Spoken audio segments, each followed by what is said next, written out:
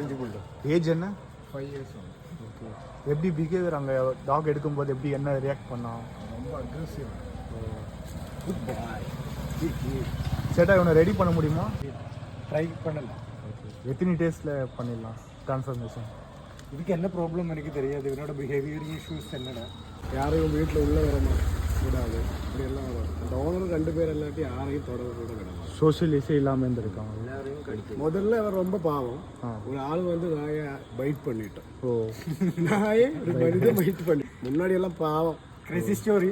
इसके नाम क्या है? इवने पेर இருந்துட்டு நவுட். Hi, baby. Crazy. Hoo. How are you? Nowadays. Incident നടന്നു. അതായത് ഒരു പാർക്ക് നടക്കുന്ന സമയത്ത് ഒരാൾ വന്ന് നായിനെ കടിച്ചു. നായല്ല, ഒരു മനുഷ്യൻ നായിനെ കടിച്ചു. അതിന് മുമ്പ് വരെ അവൻ ഭയങ്കര ഫ്രണ്ട്ലി ആയിരുന്നു എല്ലായിടത്തും. ഇപ്പം എന്ത് തൊടാനാണെങ്കിലും കോമ്പേനെയും കുളിപ്പിക്കാനും എല്ലാത്തിനും. പക്ഷെ ആ ഇൻസിഡന്റിന് ശേഷം ഇവ ആരെയും ടച്ച് ചെയ്യാൻ സമ്മതിക്കുന്നില്ല.